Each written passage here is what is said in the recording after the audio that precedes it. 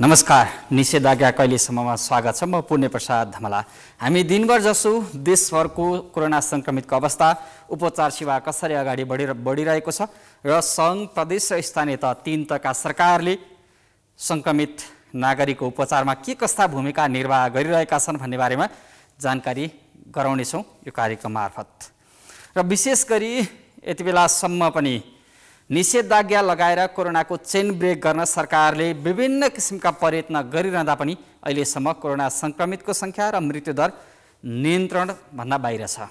अर्थात् कोरोना संक्रमितको सङ्ख्या र मृत्युदर दिन प्रतिदिन बढिरहेको छ। कोरोना महामारी थप भयावह बन्ने हो कि भन्ने चिन्ता आम नागरिकमा बढ्न थालेको छ। अस्पतालमा पुग्दा संक्रमितहरूले बेड पाउँदैनन् र उपचार सेवा प्रभावित भइरहेको छ भने अर्कातर्फ अक्सिजन सिलिन्डरको अभावका कारण अक्सिजन नपाउने समस्या पनि छिटपुट समाधान भए पनि पूर्ण रूपमा यो समस्याको समाधान भइसकेको छैन। र पनि तीन तहका सरकारहरू कोरोना नियन्त्रण र संक्रमितको उपचारमा गम्भीर बनेनन् कि भन्ने खालका आरोप आम नागरिकले लगाइरहँदा अवस्था उस्तै देखिएको छ। र हामीले पनि अलिकति सामाजिक सञ्जाल प्रयोगकर्ताहरूले पनि अलिकति कोरोना संक्रमित भएका जो लाखौं कोरोना संक्रमित यति बेला होम आइसोलेसनमा छन्, अस्पतालमा छैनन्, उनीहरूको समस्या प्रतिकूल बन्दै गम्भीर बिरामी बनेर अस्पताल पुग्ने क्रम भने देशैभर बढ्दो क्रममा छ। तपाईँ हामीले पनि अलिकति घरमै बसेर कोरोनालाई जित्छु भन्ने आत्मबल बलियो बनाएर बसेका नागरिकमाथि एउटा सहयोग गर्न सकेनौँ कि भन्ने खालको प्रश्न पनि उठिरहेको छ। एउटा प्रसङ्ग राख्दै यहाँहरूलाई केही सुझाव पनि दिन चाहन्छौँ। हामी आफूलाई कोरोना भाइरसको सङ्क्रमण हुनु पूर्व महानगरीय प्रहरी परिसर काठमाडौँका डिएसपी राजकुमार केसीले आफ्नो फेसबुकमा एउटा स्ट्याटस लेख्नु भएको थियो।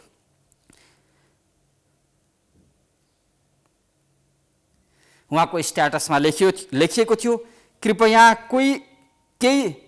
केही समयका लागि कसैले पनि सामाजिक सञ्जालमा मृत्युको समाचार श्रद्धाञ्जली नराख्नुहोस्, राखेको भए पनि हटाउनुहोस्।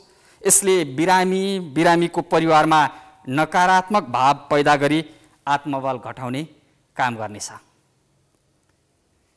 एउटा यो निकै नै मार्मिक सन्देश दिएको थियो, तर यो सन्देश सामाजिक सञ्जालमा त जारी गरेको 2 हप्तापछि अर्थात् केही समयपछि कोरोना संक्रमित भएका उनै डिएसपी केसीलाई उपचारका क्रममा हामीले गुमाएका छौँ।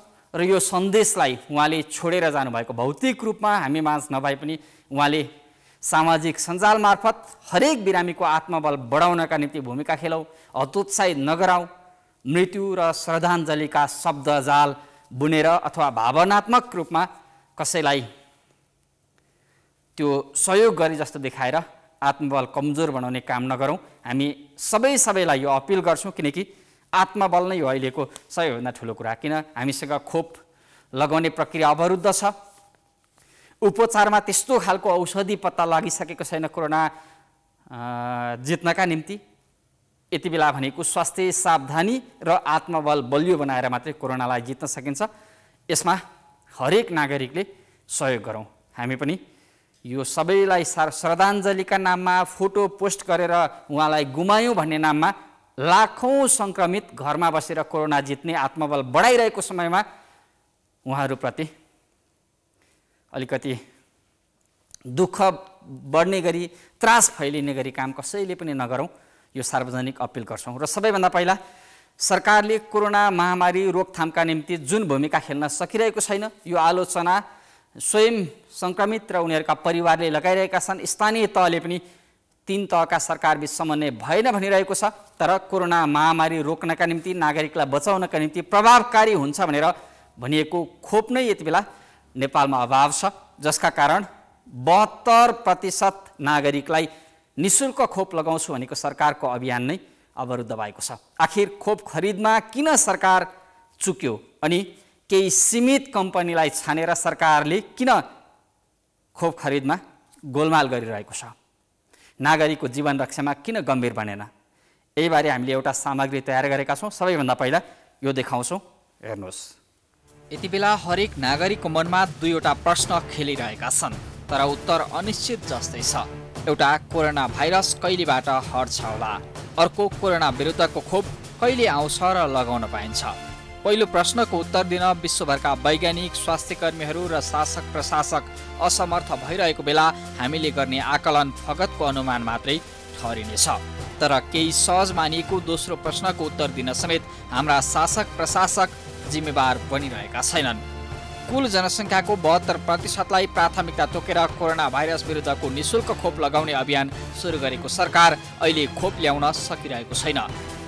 छिमेकी भारतले अनुदानमा दिएको 10 लाख खोपसँगै माघ 14 गतेबाट खोप अभियान सुरु भएपछि नेपालमा सरकार आफैले खरिद गरेको 10 लाख, नेपाली सेनालाई भारतीय सेनाले सहयोग स्वरूप दिएको 1 लाख खोप सम्बन्धी विश्वव्यापी अभियान कोभ्याक्स सुविधाबाट उपलब्ध 3,48,000 गरी 24,48,000 कोभिसिल्ड खोप भित्रिएको छ। हाल चीन सरकारले अनुदानमा दिएको 8 लाख डोज भेरोसेल खोपको दोस्रो डोज दिने क्रम काठमाडौँ उपत्यकामा जारी छ। अग्रिम भुक्तानी दिएर खरिद गरिएको 10 लाख डोज खोप समेत छिट्टै नेपाल आउने आकलन सहित 16 लाख मात्रा प्रयोग भएको छ। भारतीय खोप उत्पादक कम्पनी सिरमसँग खरिद सम्झौता गरिसकेको 10 लाख डोज खोप 2 साताभित्र नेपाल नआएमा दोस्रो डोजको प्रतीक्षामा बसेकाहरूले समेत समयमै खोप नपाउने अवस्था देखिएको छ।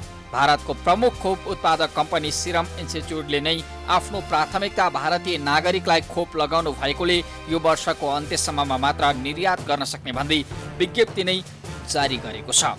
यो हेरौँ।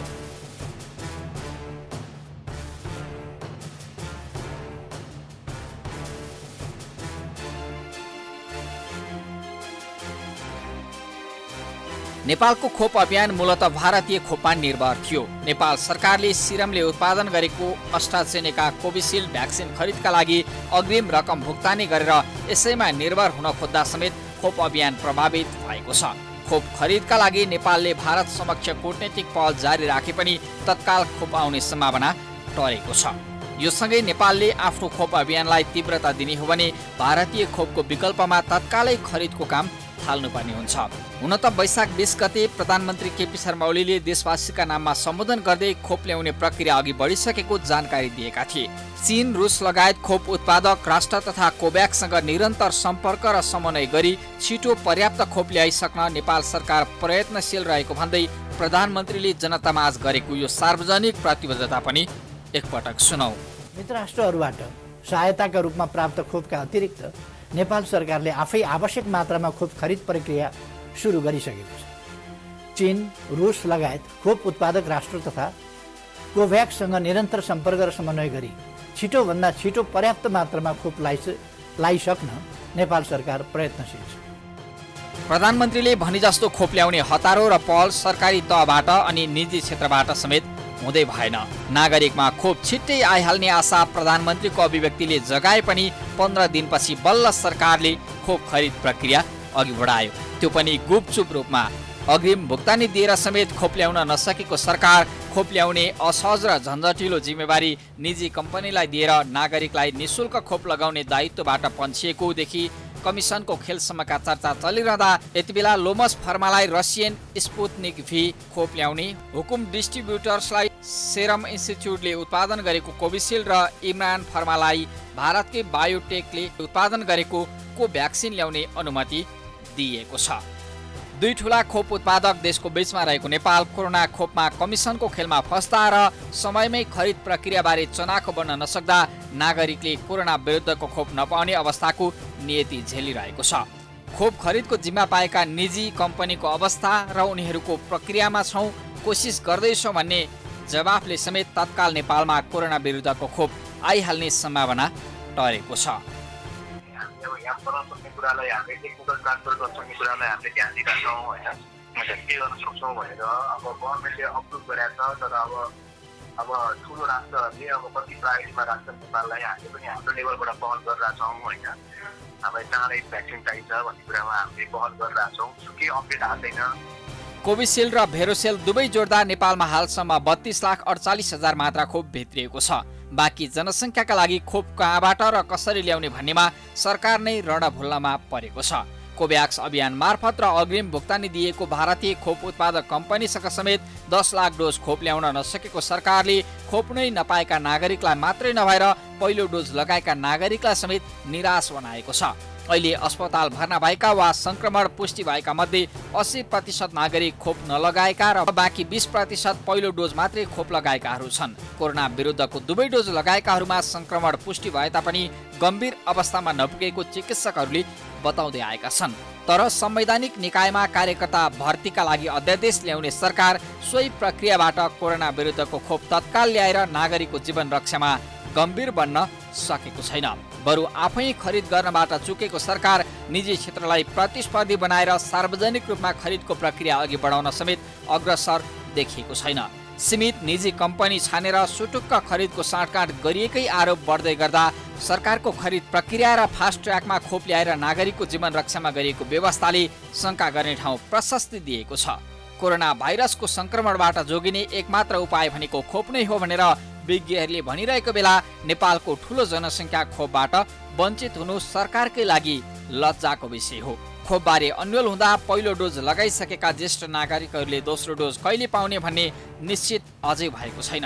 अहिले 14,50,000 भन्दा बढी व्यक्ति दोस्रो डोजको खोप पर्खिरहेका छन्। सांसद र उनीहरूका आफन्तले दोस्रो डोज समेत लगाइसक्दा जोखिम समूहमा पर्ने वृद्ध वृद्धाले पहिलो डोज लगाएको 12 साता अर्थात् जेठ तेस्रो सातासम्म दोस्रो डोज लगाउन पाउँछन् वा पाउँदैनन् अहिले नै यसै भन्ने अवस्था देखिएको छैन। अमेरिकाले आगामी 6 सातामा विभिन्न मुलुकलाई 8 करोड डोज कोरोना खोप दिने घोषणा गरेकोमा नेपालले सामान्य चासो बाहेक गुणात्मक पहल गर्न नै सकेको छैन।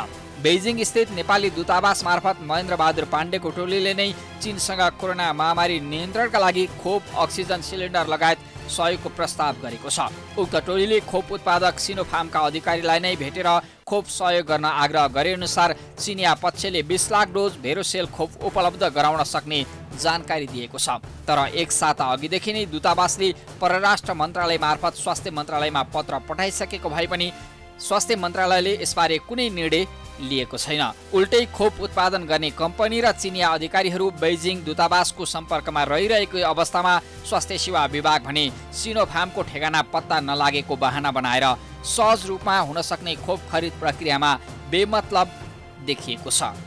औषधि व्यवस्था विभागले आपतकालीन प्रयोगका लागि भन्दै भारतको कोभिसिल्ड र कोभ्याक्सिन, रसियाको स्पुत्निक भी र चीनको सिनोफार्मले उत्पादन गरेको भेरोसेल खोपलाई अनुमति दिए पनि कोभिसिल्ड बाहेकको विकल्प नसोच्दा र नखोज्दा समेत अहिलेको खोप समस्या बल्झिएको छ। स्वास्थ्य तथा जनसङ्ख्या मन्त्रालय र विभागमा खोप अनि स्वास्थ्य सामग्री खरिद लगायतका विषयमा सामान्य जानकारी पाउन पनि मुस्किल छ। खोप खरिदमा सरोकार राख्ने सरकारी निकायहरू प्रक्रियामा रहेको, पहल भइरहेको मात्रै भनेर कहिलेसम्म पन्छिने? अहिले हामीले खोप प्राप्ति गर्ने सन्दर्भमा सरकारले निकै पहिलेदेखि कूटनीतिक प्रयासहरू पनि सुरु गरेको पनि हो। हामीले खरिद गरेर ल्याउने भनेर पनि प्रक्रियाहरू सुरु गरिएको हो। निजी क्षेत्रहरूबाट पनि खोप ल्याउनका लागि आवश्यक वातावरण बनाइदिने, उहाँहरूलाई पनि त्यो सहजीकरण गरिदिने काम सरकारले गरेको छ। तर खोप उत्पादन नै नभएको, खोप उत्पादन हामीले सोचेअनुसार उपलब्ध नहुने समस्याका कारणले हामीले सोचेअनुसार समयमा खोपहरू आइ नपुगेका हुन्। अहिले पछिल्लो समय हामी कहाँ सङ्क्रमणको एकदमै उच्च अवस्था भइसकेपछि विभिन्न सङ्घ संस्थाहरू, अन्तर्राष्ट्रिय निकायहरू र हाम्रा छिमेकी विभिन्न देशहरूले हामीलाई आवश्यकता अनुसार खोप दिन सक्ने खालका कुराकानीहरू, संवादहरू, अनौपचारिक कुराकानीहरू भइरहेका छन्। हामीलाई आवश्यक पर्ने सामग्रीहरूको सूचीमा कोभिड-19 विरुद्धको खोप पनि हामीले राखेर सम्बन्धित निकायहरूसँग अनुरोध गरेका छौँ। आशा गर्छौँ त्यसअनुसार हामीलाई चाँडै नै खोपहरू प्राप्त हुन्छन्। अहिले नै यही खोप यही समयमा यही देशबाट आउँछ भनेर भन्न सक्ने अवस्था त छैन। तर धेरैतिरको संवाद, अनौपचारिक कुराकानी सबैको आधारमा चाँडै नै खोप आउँछ। अझ 50 लाख डोज खोप खरिदमा नेपाली एजेन्टले मागेको कमिसन दिन तयार नहुँदा प्रक्रिया अघि नबढाएको चर्चा चलिरहँदा खोप खरिदमा देखिएको ढिलासुस्तीले सरकार कतै महामारीको मौकामा चरम अनियमितताको खेलमा फसिरहेको त छैन, केही सीमित स्वार्थ मिल्ने व्यवसायीको पक्षमा मात्रै काम गरिरहेको त छैन? खोपको प्रतीक्षामा बसिरहेका नागरिकहरूले प्रश्न गरिरहेका छन्। देखिहाल्नुभयो, हामी यति भन्छौँ कोरोना महामारी बढिरहेको समयमा नागरिकलाई बचाउन सक्ने अथवा रोग लागिसकेकालाई पनि गम्भीर सङ्क्रमणबाट जोगाउन सक्ने भनेको खोप नै हो। खोप खरिदमा सरकार तथा निजी क्षेत्र गम्भीर बनुन्, हरेक नागरिकले समयमै कोरोना विरुद्धको खोप पाउन्। हाम्रो खबरदारी यतिका लागि। अहिले पनि हामी पश्चिम नवलपरासी तर्फ लाग्छौँ। पश्चिम नवलपरासीतर्फ पनि कोरोना महामारीको सङ्क्रमण बढिरहेको छ। सीमित अस्पताल भएका कारण त्यहाँका सङ्क्रमितले उपचार गर्न समस्या झेलिरहेका छन्। यति बेला हाम्रा सहकर्मी रमेश भूषाल हुनुहुन्छ, स्वागत छ यहाँलाई। हजुर पुण्यजी। हजुर, जुन यो पश्चिम नवलपरासी पनि सीमावर्ती क्षेत्रमा पर्छ भारतसँगको, त्यहाँ चाहिँ कोरोना सङ्क्रमितको अवस्था के छ, उपचार सेवा कसरी पाइरहेका छन्, तीन तहको सरकारको समन्वय उपचार सेवामा नागरिकले कस्तो पहुँच पाएका छन्, जानकारी गराउनुहोस् न। हजुर पुण्यजी, पश्चिम नवलपरासीमा कोरोना सङ्क्रमितको सङ्ख्या दिन प्रतिदिन बढिरहेको अवस्था चाहिँ छ र अहिलेसम्म सक्रिय सङ्क्रमित चाहिँ 1395 पुगेको छ। त्यस्तै गरी मृत्यु हुनेको सङ्ख्या चाहिँ अहिलेसम्म 103 पुगेको चाहिँ छ र यो कोरोनाको दोस्रो भेरिएन्टसँगै चाहिँ 70 जनाले चाहिँ ज्यान गुमाइसकेको चाहिँ अवस्था चाहिँ छ र यसमा खास गरिकन पश्चिम नवलपरासीमा एक मात्र चाहिँ पृथ्वीचन्द्र अस्पताल रहेको चाहिँ छ।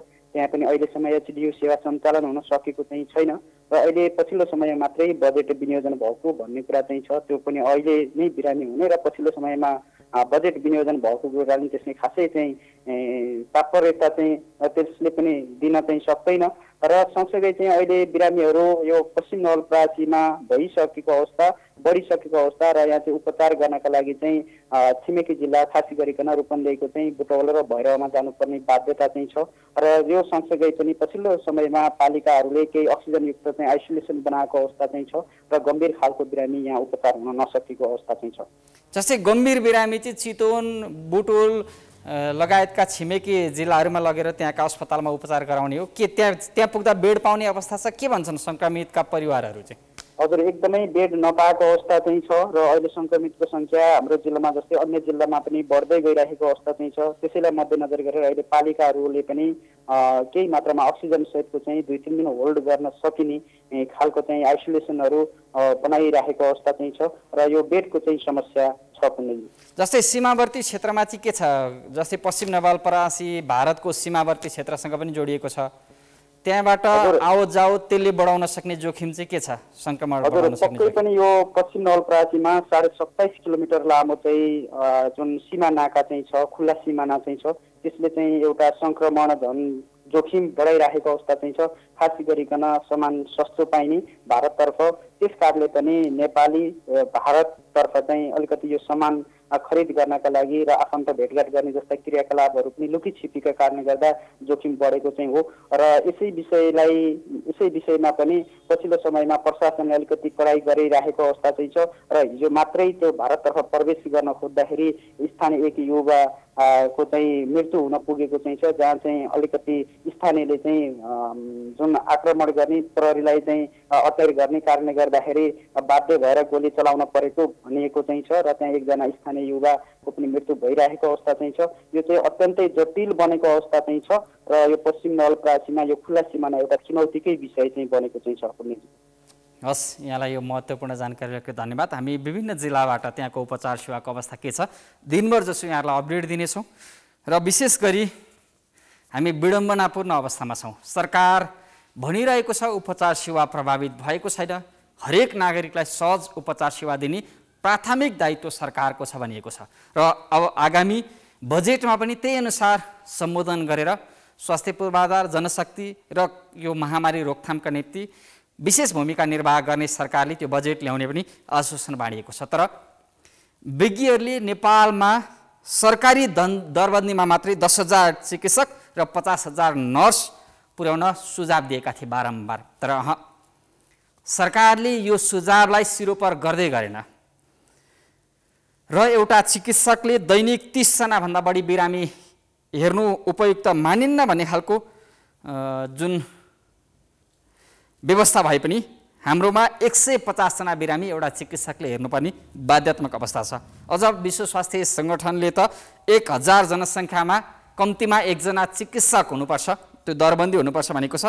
तर नेपालमा रहेको 3 करोड जनसङ्ख्या, नेपालको जनसङ्ख्यालाई 3 करोड मान्ने भने पनि 30,000 डाक्टरको आवश्यक पर्छ यहाँको स्वास्थ्य क्षेत्रलाई मजबुत बनाउनका निम्ति। तर यहाँ सरकारी र निजी तवरबाट कुल 4,200 जना मात्रै चिकित्सक रहेका छन्, ताकि यो सङ्ख्याले 7,000 भन्दा बढी जनसङ्ख्यालाई एकजना चिकित्सकले स्वास्थ्य सेवा दिनु परिरहेको छ। यो विडम्बनापूर्ण अवस्थामा हामी बसिरहेका छौँ। अझ पछिल्लो समय कोरोना महामारी बढिरहँदा यो स्वास्थ्य कर्मीको अभाव, स्वास्थ्य पूर्वाधारको अभाव र नर्सहरूको अभावको एउटा समस्या पनि खड्गिएको छ, जसका कारण हाम्रो उपचार सेवा प्रभावित भइरहेको छ। स्वास्थ्य पूर्वाधारको विकास र जनशक्ति विकासमा गफ होइन, देखिने गरी काम गरौँ। हामी सरकारलाई यो पनि सुझाव दिन चाहन्छौँ, किनकि यो महामारी हाम्रो लागि पूर्वाधार र जनशक्ति विकास गर्ने एउटा सिकाइ पनि हो। हरेक नागरिकको जीवधनको रक्षाका निम्ति सरकार गम्भीर बनोस् र नागरिकले उपचार सेवा नपाएर मृत्युवरण गरेका खबरहरू सुन्न, देखाउन र भोग्न कोही पनि बाध्य नहुन्। हामी यति भन्छौँ। अहिलेलाई भने निषेधाज्ञा कहिलेसम्म यति नै। प्राइम टाइम्स टेलिभिजन हेर्दै रहनुहोला। नमस्कार।